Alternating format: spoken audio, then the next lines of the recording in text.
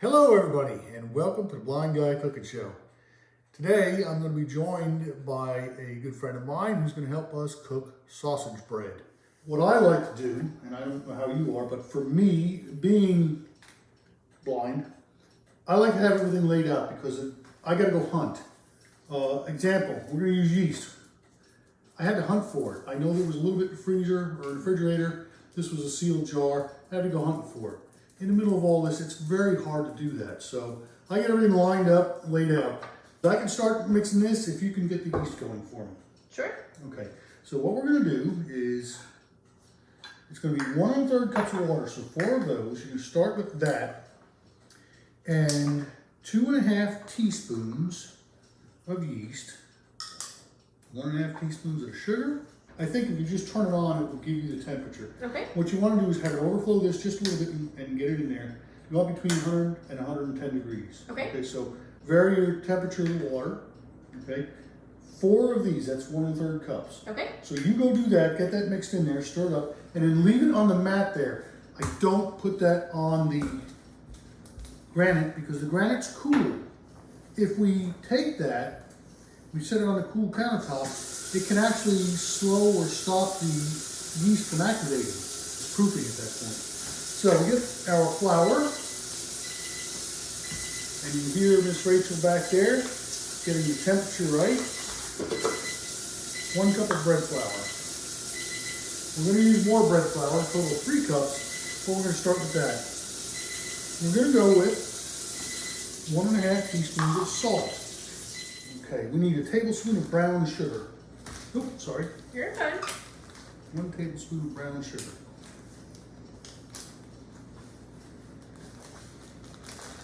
Now, garlic is the all-American favorite. You can never have too much garlic. And my daddy always told me that. Boy, you can never have too much garlic. I said, Dad, stand back, you stink. I love garlic. You're also cuter than my dad. Okay, we're going to put a tablespoon and a half of garlic in there. All right? Okay, so we put this on here. We just kind of mix those ingredients up really good. I hope. The machine's not young. Oh, look at that. Fixed it. I have found through trial and error, if you put the yeast, once it's proofed, in here and make it a very soupy, slurry mix. I have found that every dough I've made works easier and better. If you go too slow, it becomes lumpy and dry. It doesn't work right. It doesn't knead right. So you bring it up a little bit. Add in a little bit of time. We need a total of 3 cups of flour. If I just dump another cup in there after that slurry's made, it's going to turn out horrible. It's going to be very hard. So put a little bit, and it's going to seem like I'm kneading for a while, but you'll see after a while it's going to come out nice and spongy, just like we've all seen. That's the plan. Oh, it's got a ways to go yet. Yeah. Take the yeast mixture, pour it on in there. We're going like that. Put the lid on. Turn it on. 1 1/2 tablespoons of olive oil. Now is where we add in the flour slowly. We want a total of 3 cups. You want to do this? Sure. Okay, there. So turn that off. Take the lid off. Take the bowl off. Nice and neat. This is going to go down so good. Oh, this is so tasty. I'm incredible. Most of the time. I got a bowl here. I'm going to do this real simple because we are going to take a commercial break. Put a little bit of oil in there. That's all. Just want to put enough in there so that the dough, and it's really tough to see, but you can tell that there's a little piece of dough there. It's nice and spongy, which is the way it should be. You don't want it tough and thick and everything else. You want it nice and spongy. Then what you do is you knead it in. And this flour I've got on the counter here is actually part of that 3 cups. And by the time I'm done kneading this, you're going to see most of that's going to be gone. Just knead it, knead it, knead it. Keep folding it in on itself. All right, so take this, just simply because I'm tired of it. It's nice and spongy. It's not sticky. It's not dry and falling apart. Actually going to be a wonderful loaf of bread here. Okay, so you proof the bread, or you put the bread in the bowl. I put a little bit of olive oil in here. I smear it around the sides of the bowl so that the bread won't stick to the bowl. I just set it in there. Take a moist rag, damp towel, and you cover it. I put it in my oven. My oven has a proofing function, which I love. But if you don't have an oven that has that, I don't know if maybe they're all coming out with that or not. Get your dryer, turn your dryer on for about 10 minutes. Let it get hot, open the door, and place it in there. That residual heat will act like a proofing oven. You take it, and you go. That goes in the oven. All those lovely kids go out the door because if they shake, rattle, and roll the house, your bread will fall. What I'm using for filling on the sausage bread is just Italian sausage. One is hot, one is mild. I don't know which is which. I just know one is hot, one is mild. Okay, sausage is cooked. It's in a colander. Helper. Yes. Can you get the bread out of the oven, please? The dough. Sure. I don't need any type of No. correct? No. Okay.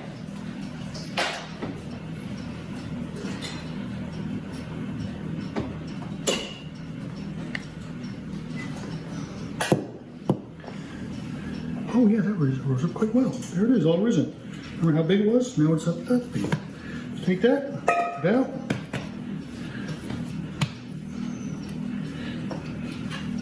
Whack her in half. Rolling pin and some flour. And we're gonna roll it on out. You see, I'm kind of trying to make it rectangular. So I got my pizza stone in the oven. And I've got the bread here. We're gonna do this on parchment paper. I haven't done this before on parchment paper. I'm gonna take some sausage. And again, I got it out of the grease. Oh, I need that spoon. Thanks. Spoon, thank you. And just take it.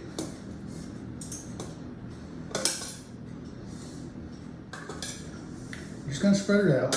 Well, I'm glad you didn't use both hot, because it would be too spicy for me. Oh, you're just a chicken. Need one small crawfish boil. Just one little crawfish boil. Oh my gosh, you're telling me that mushroom is a killer. It wasn't the crawfish broil, it was the breakfast he made me the next day. Oh, it was good though. Crawfish broil. Okay, so we spread that out. Oh yeah, look at that. That doesn't look like much, but that's a lot. You don't want to touch me? You smell like garlic, do I? I'm not saying that, I'm just trying to put the cheese on there like you told me to. I know, but I'm picking on you. All right, now, where's the egg wash? So whisk that up. Okay. And what we're gonna do is this is all in here now, nice and pretty. So we don't need to bring it all the way out to this edge because we roll it over like that. So we start out right there, right? And then we just start rolling it.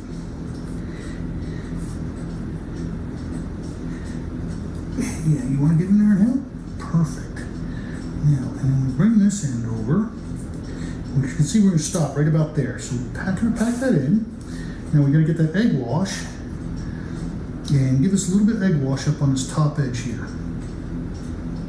Up on this top edge. Right down there so we can kind of glue it all together. Over here? The whole length. No, up here. The whole Up here. And that's going to kind of moisten it and make it tacky so we can glue it all together. Okay. Now, we take that and we just kind of stretch it up and over, and pinch it on in there. How do you do the sides? We pinch them up, just kind of jam it all in there and pinch it shut.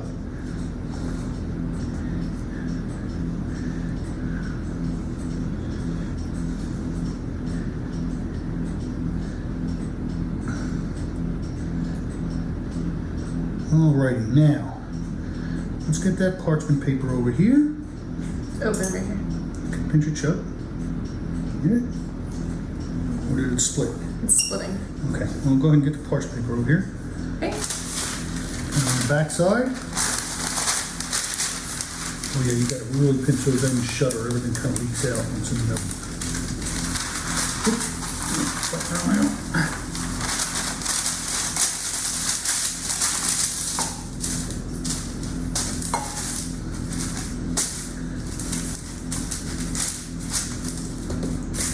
Okay, now I guess we've got to let it rise again.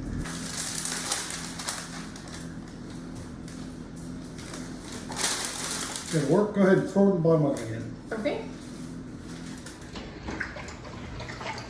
So in here, we want to preheat the oven stone, which I've not been. Go ahead, close the door. Oh, I'm sorry. Okay. And work it this way. Come towards me. Okay. Oh. Okay, now slide the pan. There we go. Wonderful. Perfect. Perfect. Okay, so now, I'll go ahead and take this and start brushing real quick. Okay. And I'll whisk. Hold things all the way as much as you can.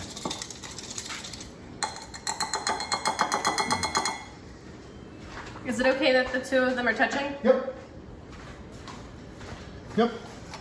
I'm gonna grab this knife. I sharpened this knife earlier. I got a leather strop. I've got the sharpening steel.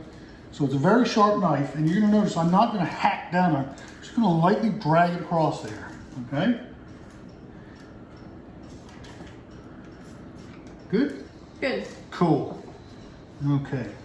So I'm gonna do 1, 2, 3, 4, and do one more in the end there. Okay. Now, again, that stone is tremendously hot. 375 degrees. Go grab that oven door for me. Okay. And how long are you putting it in for? About 20 minutes till they turn golden brown, and when you thunk on them, they sound hollow. So there they are in there. Okay. And we're going to thunk on them a little later here in about 20 minutes with a spatula, which you can tap on them if they sound good and hollow. We'll pull them out, and then we're going to slice them up. We're going to pull out the bread. Is the oven off? Yes. Oven's off. The bread's coming out. Look at those golden loaves. Those golden loaves. All right, so I'll reach underneath there. And this stone is extremely freaking hot. And I cut it. Oh. Look at that. Now you got that rocks. They look delicious. That rocks. Oh my goodness. Oh, these are two of the best looking loaves I've ever made. This is incredible. This is Tracy with the Blind Guy Cooking Show. This is Rachel, my best friend Rachel. So much better a cook than Rachel Ray. I love her. Get that right. Yes. Yeah, Rachel Rayette. How's that? For the Blind Guy Cooking Channel. Till next time, I don't know what we'll make, but we'll make something fun. Goodbye.